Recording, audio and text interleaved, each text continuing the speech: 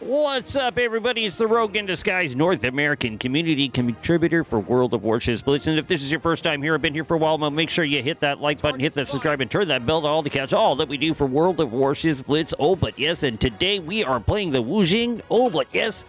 An Alsace class that was built in 1950 with a displacement of 49,800 tons, 270 meters in length, 35 meters in width, and 180,000 horsepower to push it through the water. And what does that entail for in-game? Well, that means it's going to have 53,383 hit points, citadel protection at 12.5%, fire and flooding resistance at 12.5%, damage reduction at 15%, torpedo damage reduction at 20.67%, almost 21% there. Not bad at all for that. Max speed is going to take it up to 29.5 knots. Just under 22 seconds to get up to full speed, though. Max traverse speed on the rudder is going to be 4.80 degrees per second, and making that a time to turn of just under 15 seconds. Main guns are going to be 380 millimeter L/45 MLEs, 1935s into 3x4 facet with a reload time of 18.43 seconds with a max range of just under 15 kilometers. Main battery high explosive damage is going to be 1,062 with a 12% chance of setting a fire, which is really nice. Main battery armor piercing damage, however, is going to be 1,711 with a citadel damage rate of 250%. Turret traverse speed is going to be 5.35 degrees per second. That's after we've modified it a little bit.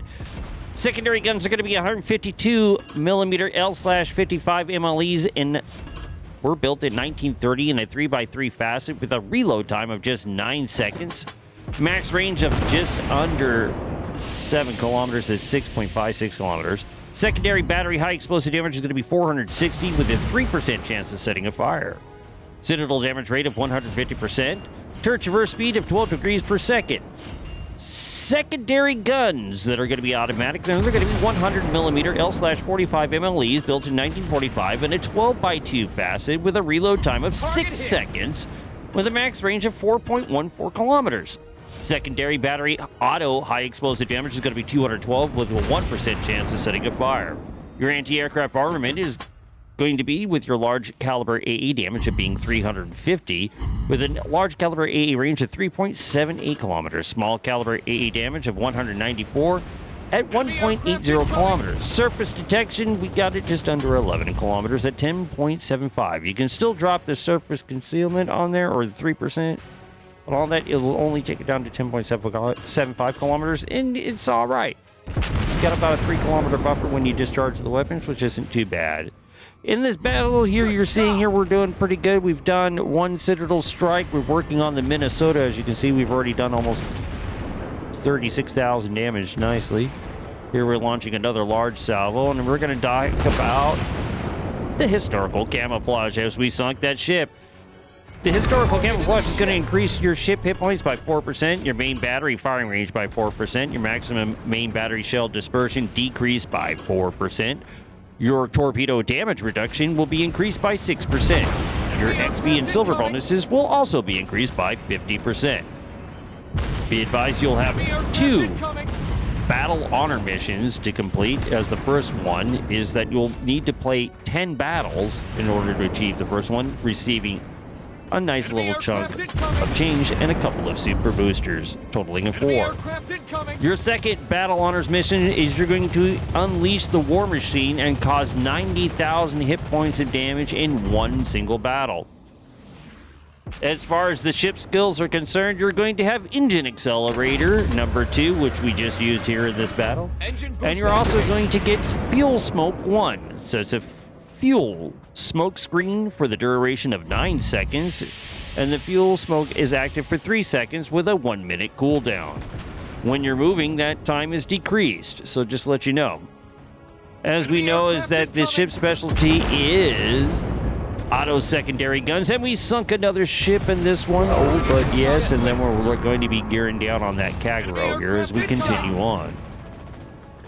As far as the supplies that I used on this vessel, I used improved crew rations, I used preventative maintenance pack, and I used refined diesel. My equipment that I decided to choose with this build is main battery modification number 2, which reduces the reload time of the main battery by 5%, but decreases the main battery survivability by 25%. I also picked propulsion modification number 1, which increases the acceleration by 20%, and the power system survivability also will be increased by 20%. For my final piece of equipment that I added on, I used concealment system modification number 1, which decreased the surface detection by 10%. The commander skills I decided to pick with this one, I used Lin Yodi. I picked underwater protection. I picked torpedo alert. I also picked artillery maintenance expert, victorious charge, survivalist, exploit weakness, fully prepared, mistweaver, engine overload, honor seeker, armor piercing cap shell, and citadel strike. Overall, I think this boat is a great boat to fun and play around with. It is an all-sails class, but it's nice to have the 2 turrets in the front of the boat, which makes bow tanking a little bit interesting with this vessel, though the armor set is a little bit weak. But it's quite enjoyable to play, as you can aggressively accelerate, and as you see with this final salvo that I launch out, we're going to knock ourselves just over 95,000 points of damage. Almost 96,000 damage in getting Battle Star for this battle. That's so nice. MVP, baby. That's what I'm talking about. Well, guys, if you like this video, make sure you smash that like button, hit the subscribe, and turn that bell to all to catch all that we do for World of Warships Blitz. Until the next video, guys, don't do anything I wouldn't do twice. Oh, but yeah.